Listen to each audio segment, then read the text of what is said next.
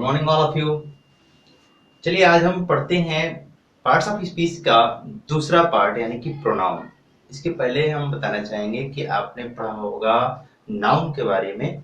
तो नाउन के बाद जो पार्ट्स आता है वो प्रोनाउन है। और प्रोनाउन है क्या, आप देख सकते हैं बोर्ड पे प्रोनाउन।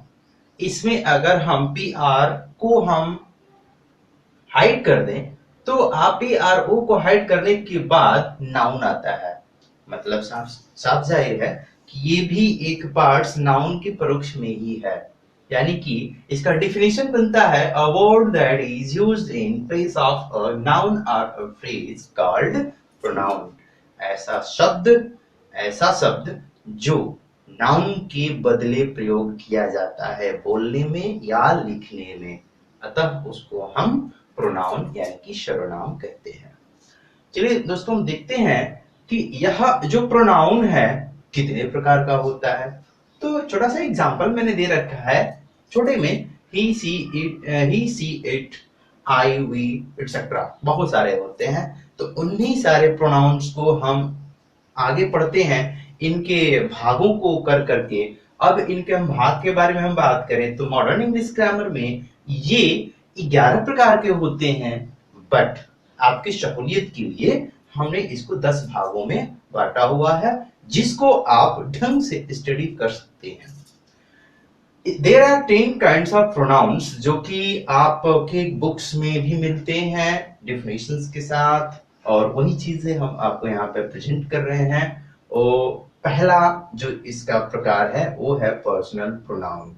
पर्सनल प्रोनाउंस पहला तो है, तो इसका मैं बता रहा हूं कि आप जो ये देख रहे हैं इसके उदाहरण कौन है। पर्सनल प्रोनाउन बहुत सारे पर्सनल प्रोनाउंस हो सकते हैं और बहुत सारे प्रोनाउंस हैं, तो उनमें से छांटा गया है पर्सनल प्रोनाउन। इसका डेफिनेशन के तौर पर अगर हम बताना चाहें तो ऐसे शब्द जो किसी कर्ता के लिए स्वयं के लिए प्रयोग किए जाते हैं किसी नाउन के बदले, वह स्वयं में एक सब्जेक्ट और एक ऑब्जेक्ट हो सकता है, उसको हम पर्सनल प्रोनाउन कहते हैं। और यह पर्सनल प्रोनाउन बेसिकली इंसानों के लिए, ह्यूमंस बीइंग्स के लिए, जीवों के लिए बना होता है, राइट। तो हम देख सकते हैं इसका एग्जांपल है I, me, we, us, you, him, it, her, they etcetera. Right now दूसरा है पॉसेसिव प्रोनाउन।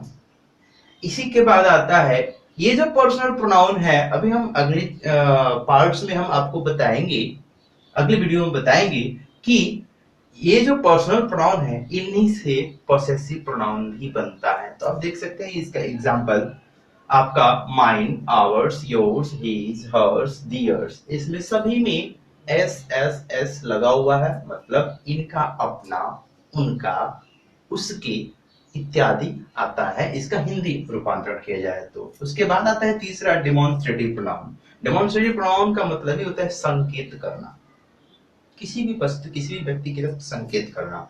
ये सिंगुलर में भी होता है और प्लूरल में भी होता है। तो आप देख सकते हैं this, that, these, those, such. जैसे कि हम बचपन से पढ़ते आए हैं, this is a book, that is a boy, these are books, those are animals, etcetera etcetera. तो इसको हम किसी चीज को संकेत करने के बदले जो यूज करते हैं प्रोनाउन को हम डिमोन्स्ट्रेटिव प्रोनाउन कहते हैं। इसके बाद आता है फोर्थ नंबर पे डिस्ट्रीब्यूटिव प्रोनाउन। डिस्ट्रीब्यूटिव इसके शब्द में ही अर्थ छिपा हुआ है। डिस्ट्रीब्यूट मतलब होता है बांटना, यानी कि कोई ऐसा प्रोनाउन जो किसी अन्य व्यक्ति या वस्तु के बीच से डिवाइडेशन करे, यानी कि बांटे, एक दूसरे को बांटे। इच और आइदर, नाइदर, ये 3 डिस्ट्रीब्यूटिव प्रोनाउंस होते हैं जो कि हम आपके सामने रखे हुए हैं। अगला है इनडेफिनिट प्रोनाउन। इनडेफिनिट मतलब होता ही है अनंत, असीमित। तो ऐसा प्रोनाउन जिसकी कोई सीमा ना हो, जिसको हम गणना नहीं कर सकते, जिसको हम अपने शब्दों में बयान नहीं कर सकते, यानी कि कितना है, अनकाउंटेबल्स होते हैं। तो उसी के लिए अलग अलग शब्द होते हैं, जैसे समबडी, नोबडी, एनी, सम, एनीवन एटसेट्रा। बहुत सारे इसके इंडेफिनिट प्रोनाउंस के एग्जांपल्स होते हैं जो आप आगे पढ़ेंगे। उसके बाद आता है इंट्रोगेटिव प्रोनाउंस। इंट्रोगेटिव प्रोनाउंस आपको बताऊं तो मैंने पहले ही बताया कि इसके शब्दों में ही इसका एक जो है कि डेफिनेशन छिपा हुआ है। इंट्रोगेशन प्रकट करने वाले शब्दों को हम इंट्रोगेटिव प्रोनाउंस कहते हैं।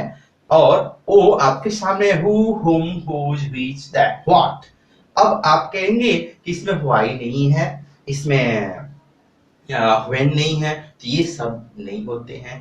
प्रोनाउन के माध्यम से अगर देखा जाए तो यही 5 होते हैं, जैसे हु, हुम, हुज, व्हिच, दैट।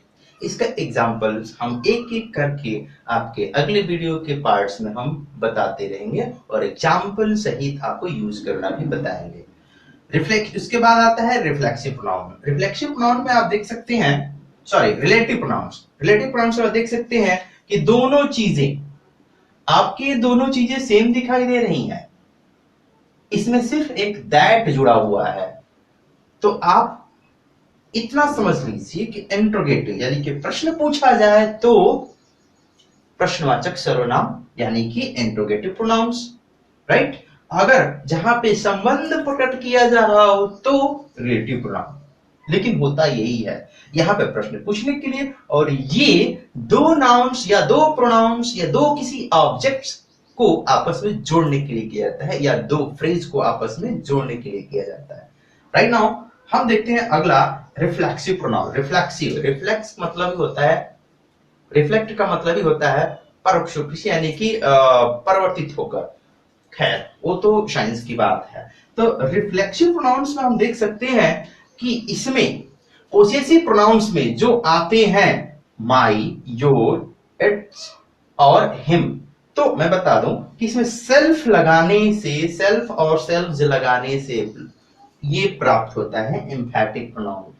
इसका भी एग्जांपल आपको अगले वीडियो में स्टेप बाय स्टेप हम आपको यूज करके बताएंगे।